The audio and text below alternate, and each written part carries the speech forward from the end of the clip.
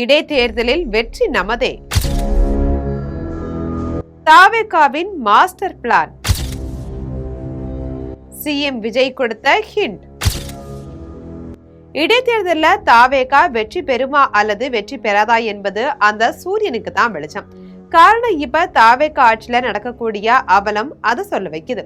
கூரை ஏறி கோழி பிடிக்க தெரியாதவன் வானம் பிளந்து வைகுண்டம் போனானாம்.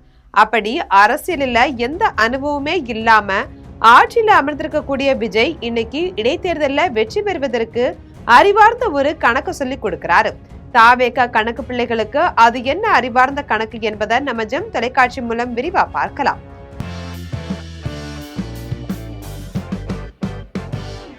சட்டமன்ற கூட்டத்தொடர்ல முதல்வர் விஜய் இடைத்தேர்தல் குறித்து பேசியிருக்காங்க.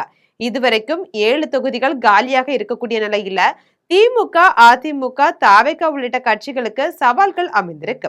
தமிழக சட்டமன்ற கூட்டத்தொடர் விறுவிறுப்பா நடைபெற்று வருது. அந்த வகையில இன்னைக்கு மானிய கோரிக்கை மீதான விவாதத்தின் போது மக்கள் கிட்ட எப்போ பேசணும், என்ன பேசணும், எப்படி பேசணும் எல்லாம் பேசிவிட்டு தான் அன்பா ஆசையா எங்க எல்லாரையும் கொண்டு வந்து இங்க உட்கார வச்சிருக்காங்க. நான் பேசுவேன், பேசக்கூடாதுன்னுலாம் கிடையாது. இடைத்தேர்தலையாவது ஒரு சிலருக்கு நல்லது நடக்கணும் அப்படின்றதுனாலதான் நான் பேசாம இருக்கேன். தற்போது விவாத பொருளா மாறி இருக்கு. முதல்வர் விஜய் பேசிய இடைத்தேர்தல் கணக்கு குறித்து விரிவா பார்க்கலாம். சட்டமன்ற தேர்தல் தோல்விக்கு பிறகு திமுக கட்சியினுடைய அமைப்பு ரீதியா பல்வேறு மாற்றங்களை செய்து வராங்க. அந்த வகையில 70 வயதிற்கு மேற்பட்ட மூத்த நிர்வாகிகளை பதவிகள்ல இருந்து நீக்கணும் அப்படின்னும், இளைஞர்களுக்கு முன்னுரிமை அளிக்கணும் அப்படின்னும் உதயநிதி மற்றும் சபரிசன் தரப்புல அழுத்தம் கொடுத்து வருவதா அரசியல் வட்டாரத்துல கூறப்படுது. இருப்பினும் மூத்த நிர்வாகிகளை நீக்கினா காலியாக இருக்கக்கூடிய இடங்கள்ல இளம் தலைமுறையினருடைய ஆதிக்கம் அதிகரிக்கும், எங்களுக்கு மரியாதை இருக்காது அப்படின்னு மூத்த நிர்வாகிகள் எதிர்ப்பு தெரிவித்து வருவதாகவும் கூறப்படுது. இதனால மு.க. ஸ்டாலின் அதிருப்தியில இருக்கிறதாகவும் சொல்லப்படுது. சமீப காலமா திமுக நிர்வாகிகள் செயல்பாடுகள் கட்சி தலைமைக்கு நெருக்கடியை ஏற்படுத்தி வருது. முதல்வர் குறித்து பொதுவெளியில பேசியது மக்கள் மத்தியில எதிர்ப்பு அலைய உருவாக்கி இருக்கு. மேலும் வழக்குகள்ல சிக்கிய நிர்வாகிகளை கட்சி தலைவர் பார்க்க வர்றது கிடையாது, ஆதரவு குரல் கொடுக்கறதும் இல்ல அப்படின்ற குற்றச்சாட்டு திமுக நிர்வாகிகள் மத்தியில அதிருப்தியை ஏற்படுத்தி இருக்கு. குறிப்பா முன்னாள் அமைச்சர் செந்தில் பாலாஜி திமுக தலைமை மீது கடும் அதிருப்தியில இருக்கிறதா தகவல்கள் தெரிவிக்குது. தொடர் வழக்குகள் மற்றும் நெருக்கடிகள் எழுந்த போதுமே கூட கட்சி தலைமை தகுந்த ஆதரவு அளிக்கல அப்படின்ற எண்ணத்துல அவர் விலகி நிற்கிறதாவும் கூறப்படுது. திமுக பொறுத்த வரைக்கும் கொங்கு மண்டலத்துல வெற்றி வாய்ப்பு வழங்கக்கூடிய நபராதான் பார்க்கப்படுறாரு. அதிருப்தி இருக்கக்கூடிய செந்தில் பாலாஜிய கட்சியில இழுக்க பாஜகவுடன் பேச்சுவார்த்தை நடத்தப்பட்டதா அரசியல் வட்டாரத்துல கூறப்படுது. ஆனா பாஜக தரப்புல செந்தில் பாலாஜிக்கு இதுவரைக்கும் அதிகாரப்பூர்வ அழைப்பு எதுவுமே விடுக்கப்படல.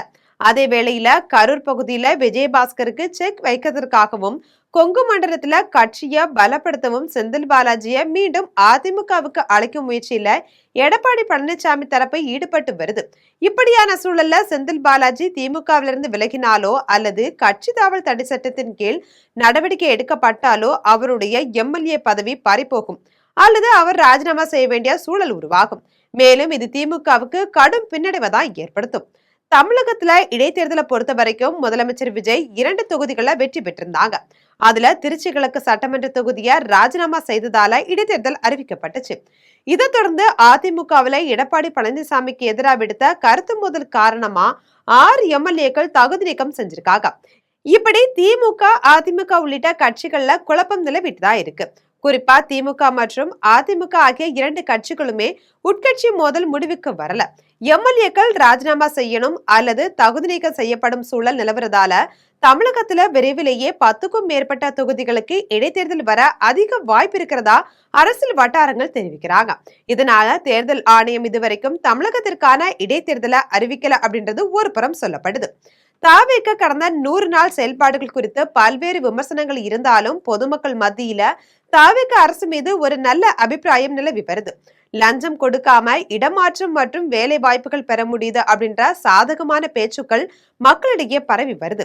இதனால இடைத்தேர்தல் வரும் பட்சத்துல அந்த 10 இடங்களிலேயுமே அல்லது பெரும்பாலான தொகுதிகள்ல தாவேக வெற்றி பெறுவதற்கான வாய்ப்புகள் பிரகாசமா இருக்கிறதா அரசியல் விமர்சகர்களா கருதுறாங்க. ஆக 6 தொகுதிகள்ல அதிமுகவுக்கு ஆப்பு வருமா அல்லது 7 தொகுதிகளையும் வெற்றி பெற்று தாவேகா தன்னுடைய பலத்தை தக்க வைக்குமா இல்ல சிங்கம் ஸ்டாலின் திருச்சி தொகுதியில களமிறங்குவாரா அப்படின்றத பொறுத்திருந்துதான் பார்க்கணும். ஆக தாவேகா இடைத்தேர்தல வெற்றி பெறுவதற்கு தடுமாறுமா அல்லது தனித்து வெற்றி பெறுமா என்பதை பற்றி உங்கள் கருத்தை நம்மளுடைய ஜெம் கமெண்ட்ஸ்ல பகிரவும். இது போன்று உண்மையை உலகறிய செய்யும் ஊடகமாகிய நம்ம ஜெம் தொலைக்காட்சியுடன் எப்போதும் இணைப்பில் இருங்கள்.